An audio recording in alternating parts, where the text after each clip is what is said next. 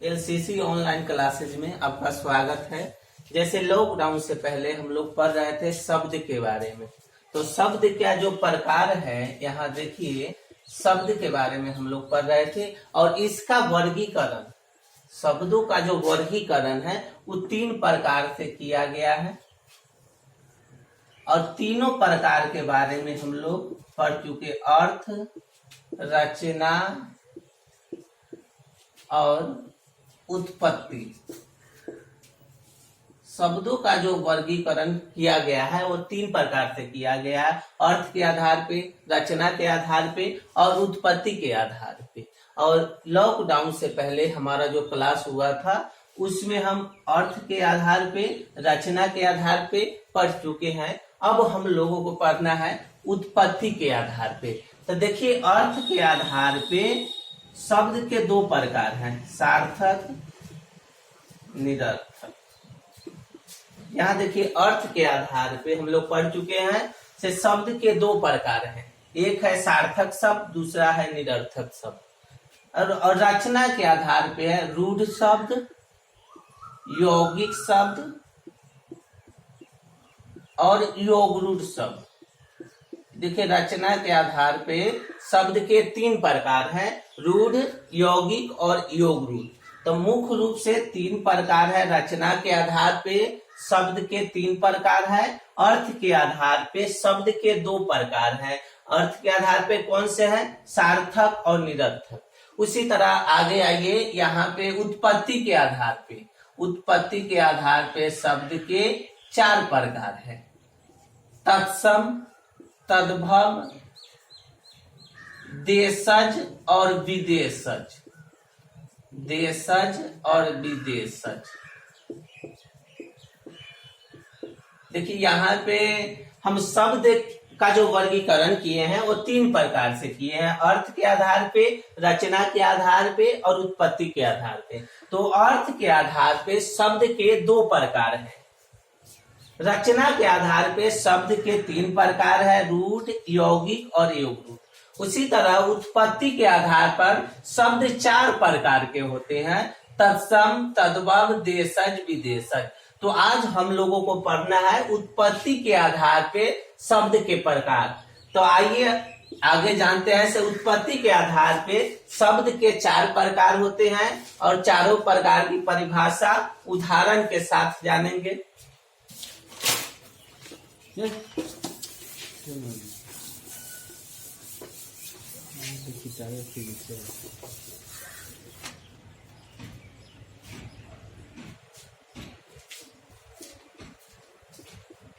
उत्पत्ति के आधार पर शब्द, आज हमारा टॉपिक यही है, उत्पत्ति के आधार पे शब्द। तो उत्पत्ति के आधार पे शब्द पहले बता चुके हैं से 4 प्रकार के होते हैं, तत्सम,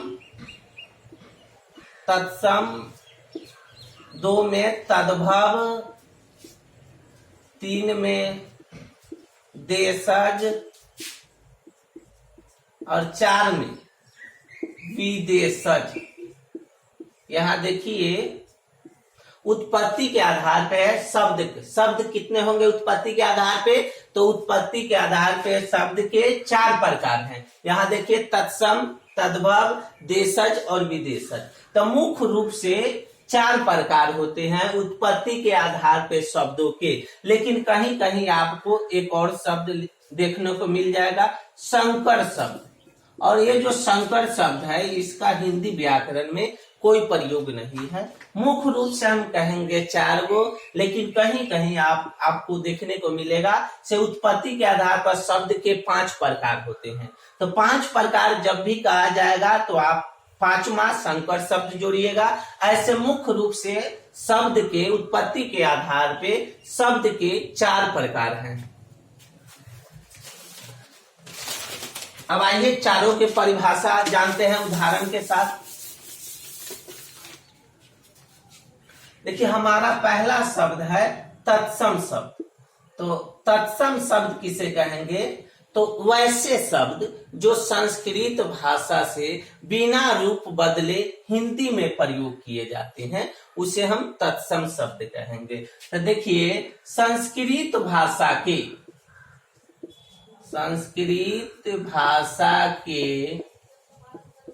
वैसे शब्द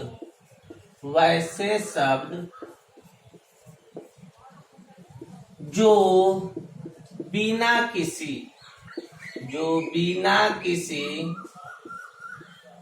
परिवर्तन के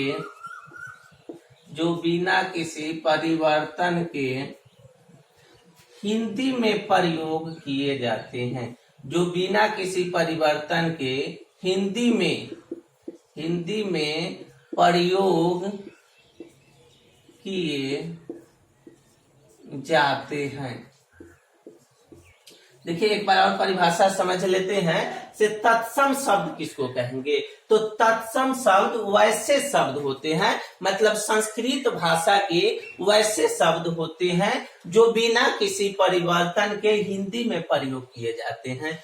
और अर्थात इस तरह भी हम कह सकते हैं, संस्कृत भाषा के वैसे शब्द जो बिना परिवर्तन के, बिना रूप बदले ज्यों का त्यों हिंदी में प्रयोग किया जाएगा, उसको तत्सम शब्द कहेंगे। मतलब तत्सम शब्द संस्कृत के वैसे शब्द होते हैं जो ज्यों का त्यों हिंदी में प्रयोग किया जाता है बिना किसी परिवर्तन के। जैसे एग्जाम्पल में देखेंगे हम लोग, जैसे देखिए यहाँ पे देखिए, वधु हो गया, वधु, गौ, नृत्य, गिरी, नयन।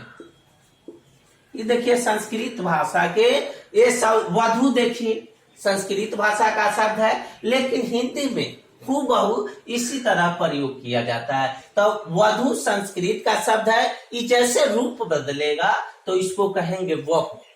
बहू जो अब हम लोग आम बोलचाल में बोलते हैं पुतो, तो ये जो वधु है इस संस्कृत भाषा का शब्द है और सेम टू सेम ज्यों का त्यों ही हिंदी में प्रयोग होगा बिना रूप बदले हुए। तब बिना रूप बदले हुए जो शब्द हिंदी में प्रयोग किया जाएगा संस्कृत का, उसको हम तत्सम कहेंगे। दूसरा हमारा शब्द है गौ।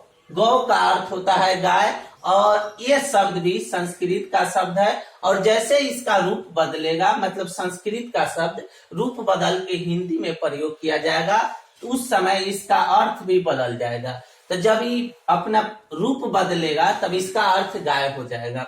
उसी तरह हमारा तीसरा शब्द है नृत्य। नृत्य का अर्थ होता है नाच, लेकिन नृत्य जब प्रयोग किया जाएगा तो ये तत्सम हो जाएगा, क्योंकि नृत्य जो है संस्कृत भाषा का शब्द है, हिंदी में ही रूप बदल कर आएगा तो इसका अर्थ हो जाएगा नाच।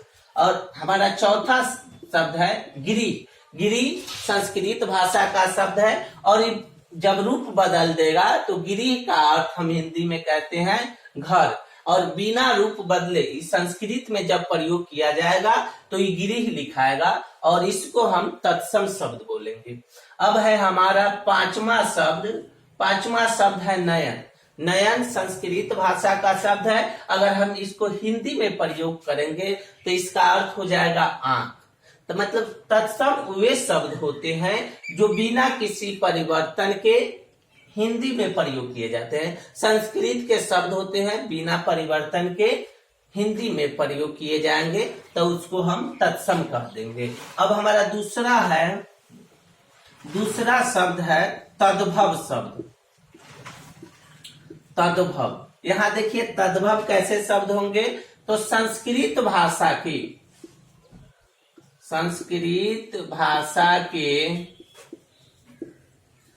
वैसे शब्द, संस्कृत भाषा के वैसे शब्द जो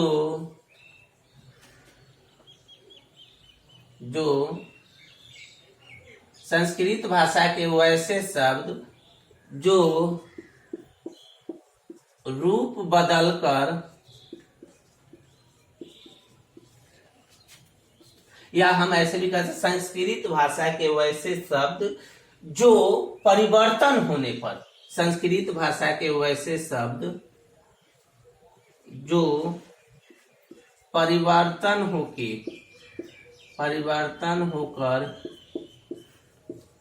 हिंदी में प्रयोग किए जाते हैं, हिंदी में प्रयोग किए जाते हैं, प्रयोग किए जाते हैं। तो यहाँ देखिए तत्सम शब्द कौन शब्द होंगे, तो ये है संस्कृत भाषा के वैसे शब्द, मतलब संस्कृत भाषा के वैसे शब्द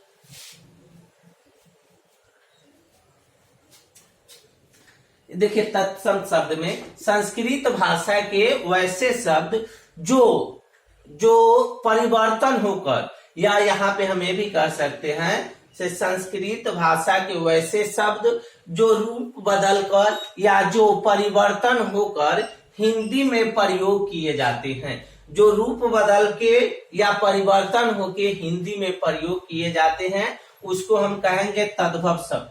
जैसे देखिए इसका जैसे बहु, गाय, नृत्य, नाच, घर, आंख। यहाँ देखिए संस्कृत भाषा के वैसे शब्द जो रूप बदल कर हिंदी में प्रयोग होगा। तो जो देखिए रूप बदल के यहाँ बहु हम लिखे हैं, ये रूप बदला हुआ है, यही संस्कृत में ज्यों का त्यों प्रयोग होता है तो यहाँ हम लोग बहु लिखते। और दूसरा शब्द हमारा गाय है, देखिए गाय, अगर इसका रूप नहीं बदला रहता, ज्यों का त्यों प्रयोग किया जाता तो ये गौ लिखते। तो ये रूप बदलकर गाय के रूप में आ गया, इसको संस्कृत में गौ कहेंगे हम। और जब संस्कृत में गौ कहेंगे तो ये बिना परिवर्तन के हो जाएगा, यहाँ पर परिवर्तन हो के ये आया है तो ये गाय के रूप में है, मतलब अपना रूप संस्कृत का रूप छोड़ दिया है और ये हिंदी वाला रूप अपना लिया है। उसी तरह देखिए तीसरा जो हमारा उदाहरण वाला शब्द है, तीसरा है नाच।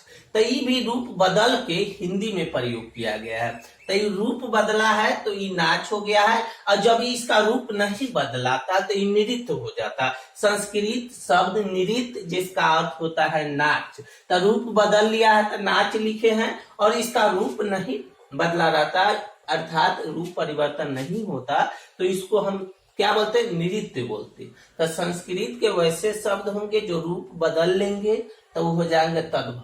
तो ये रूप बदला हुआ है, नृत्य संस्कृत भाषा का शब्द है, उसका रूप बदलेगा तो उसको हम नाच कहेंगे। चौथा देखिए हमारा उदाहरण वाला शब्द घर है। और घर है रूप बदल के ये आया है, संस्कृत से हिंदी में बदला है तो इसको घर कहे हैं। अगर रूप नहीं बदला रहता, ज्यों का त्यों होता तो इसको हम गिरी कहते। उसी तरह पांचवा हमारा उदाहरण है, इसको आंख है। आंख है संस्कृत का बदला हुआ रूप, और इसका अगर रूप नहीं बदला हुआ रहता तो इसको हम कहते, हम लोग इसको नयन कहते, नयन या चक्षु कहते। तो ये जो नयन शब्द है इस संस्कृत भाषा का शब्द है। तो संस्कृत भाषा के वैसे शब्द जो परिवर्तन होकर हिंदी में प्रयोग किए जाते हैं उसको हम तद्भव बोलते हैं। एक बार और आइए, एक बार और समझ लेते हैं तत्सम शब्द से। ये उत्पत्ति के आधार पर हमारा पहला शब्द है, तो तत्सम शब्द होगा संस्कृत भाषा के वे वैसे शब्द जो बिना किसी परिवर्तन के हिंदी में प्रयोग किए जाते हैं। तत्सम बिना किसी परिवर्तन के संस्कृत का शब्द जो का त्यों प्रयोग किया जा रहा है तो वो हो जाएगा तत्सम। और इसी का विपरीत है तद्भव शब्द, संस्कृत भाषा के वैसे शब्द जो परिवर्तन होकर हिंदी में प्रयोग किए जाते हैं उसको हम कहेंगे तद्भव। तो तद्भव और तत्सम हम लोग सब समझ लिए हैं। अब उत्पत्ति के आधार पर तीसरा शब्द, तो आइए जानते हैं उत्पत्ति के आधार पर तीसरा शब्द।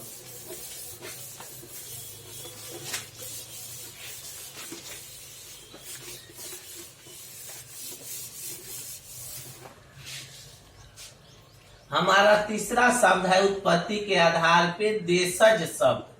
यहाँ देखेंगे हम लोग देशज शब्द। तो देशज शब्द किसको कहेंगे, तो देखिए नाम से ही इसका अर्थ निकल रहा है।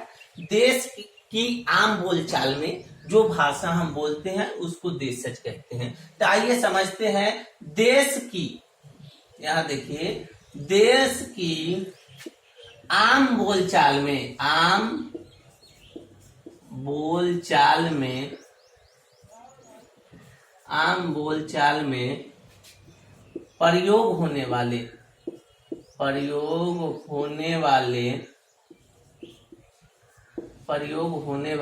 शब्द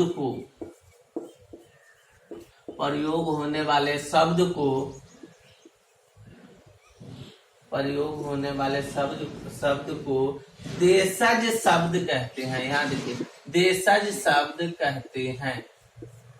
देखिए देशज शब्द किसको कहेंगे, तो देश की आम बोलचाल में प्रयोग होने वाले शब्द को हम लोग देशज शब्द कहेंगे। तो देशज शब्द में मुख्य रूप से क्या होता है, तो ये जो हमारा देशज शब्द है ये देश की आम बोलचाल में प्रयोग होने वाला शब्द है, या हम इसको इस तरह भी कह सकते हैं स्थानीय भाषा में जो शब्द स्थानीय भाषा में प्रयोग किया जाता है उसी को हम लोग देशज शब्द कहते हैं। लेकिन इसका सटीक जो परिभाषा है उसको ये है से देश की आम बोलचाल में प्रयोग होने वाले शब्द को देशज शब्द कहते हैं। जैसे देखिए आम बोलचाल में कैसे प्रयोग हो रहा है शब्द, यहाँ देखिए थैला स्थानीय भाषा का शब्द है, खटखटाना स्थानीय भाषा का शब्द है। यहाँ देखिए पेट स्थानीय भाषा का है, लोटा स्थानीय भाषा का है। उसके बाद देखिए हिनहिनाना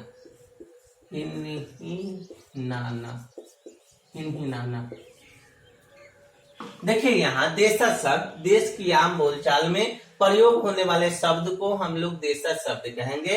तो जैसे देखिए ये थैला ये स्थानीय भाषा का शब्द है, जो ही जगह का परिवर्तन होगा इसका अर्थ भी बदल सकता है। तो ये स्थानीय है। यहाँ देखिए खटखटाना ये भी हमारे स्थानीय भाषा का शब्द है। तो देशज का अर्थ होगा स्थानीय भाषा में जो शब्द प्रयोग किए जाएंगे उसी को देशज शब्द हम कहेंगे। तो देखिए खटखटाना भी हमारा स्थानीय शब्द है। और तीसरा पेट भी हमारा स्थानीय शब्द है। देखिए स्थानीय शब्द का अर्थ क्या होगा, तो ये शब्द जैसे हम स्थान बदल रहे हैं, मान लीजिए हम शिवहर जिले में है, बाद में आरज की तरफ जा रहे हैं, तो वहां पर इन शब्दों का मतलब अलग भी हो सकता है। या हम लोग बिहार में है, अपने राज्य में है, तो ये अगर हम लोग कर्नाटक की तरफ जा रहे हैं तो इस जो देशज भाषा का शब्द है यहाँ पर इन शब्दों का अर्थ अलग हो जाएगा। मतलब स्थानीय वहां की स्थानीय बोलचाल का शब्द प्रयोग किया जाएगा। तो स्थानीय बोलचाल का जो शब्द प्रयोग किया जाएगा तो उसको भी हम लोग देशज ही कहेंगे। अपने यहाँ का स्थानीय भाषा अलग है, दूसरे जगह का स्थानीय भाषा अलग हो सकता है। तो देश की आम बोलचाल में प्रयोग होने वाले शब्द को हम लोग देशज शब्द कहते हैं। देखिए हमारा चौथा जो एग्जाम्पल है लोटा है स्थानीय भाषा का शब्द, जगह परिवर्तन के अनुसार इसका रूप भी परिवर्तित हो सकता है। देखिए चौथा है हिनहिनाना, घोड़ा का हिनहिनाना। तो हिनहिनाना जो शब्द है वो कौन सा शब्द है, तो देशज शब्द। देखिए देशज शब्द में मुख्य रूप से हम ध्यान देंगे कि इसमें जो भी शब्द प्रयोग किया जाएगा वो स्थानीय भाषा का शब्द होगा। स्थानीय भाषा का शब्द ही इसमें अधिकतर प्रयोग किया जाता है, या सभी शब्द अधिकतर सभी शब्द स्थानीय बोलचाल में ही प्रयोग किए जाएंगे। अब देखिए चौथा और हमारा आखिरी शब्द है उत्पत्ति के आधार पर विदेशज।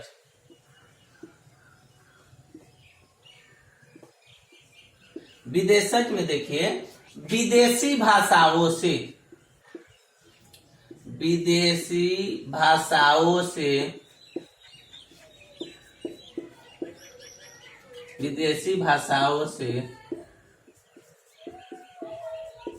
बिना परिवर्तन के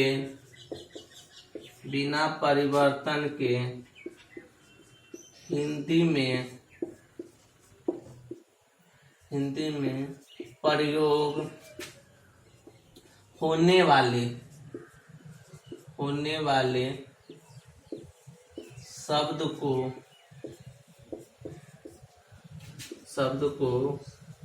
विदेशज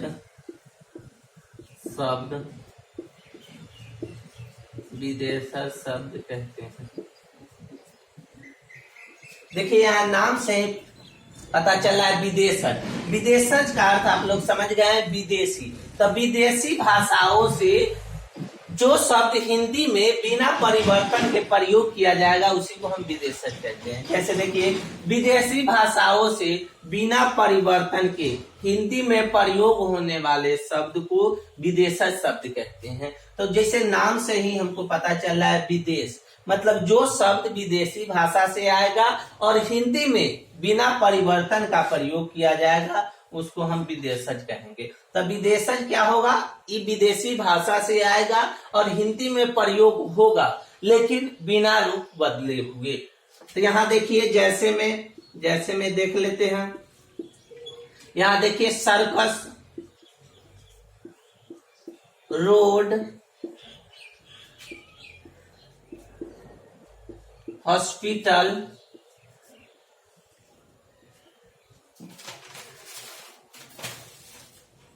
लाइट,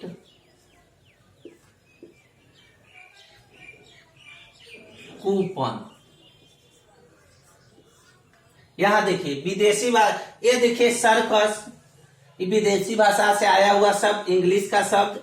मतलब विदेशी भाषा से जो भी शब्द आएंगे उन सभी शब्दों को हम विदेशज शब्द कहेंगे। यहाँ देखिए हॉस्पिटल अंग्रेजी भाषा का शब्द है, लाइट देखिए, लाइट भी अंग्रेजी का है, और कूपन भी अंग्रेजी भाषा का शब्द है, विदेशी शब्द है। कूपन जो है ये फ्रांस का शब्द है, फ्रांसीसी भाषा, फ्रेंच भाषा का। ये लाइट शब्द देखिए, हमारा जो लाइट शब्द है इंग्लिश है, लाइट का मतलब प्रकाश होगा। हॉस्पिटल भी इंग्लिश में प्रयोग किया जा रहा है, रोड भी इंग्लिश में प्रयोग किया जा रहा है, सर्कस भी इंग्लिश में। मतलब वैसे शब्द जो विदेशी भाषा के होगा और बिना परिवर्तन के हिंदी में प्रयोग किया जाएगा उसी को हम विदेशज शब्द कहते हैं। तो आज का जो हमारा टॉपिक था उत्पत्ति के आधार पे शब्द, इस 4 प्रकार के हैं और चारों प्रकार के बारे में हम लोग समझ चुके हैं।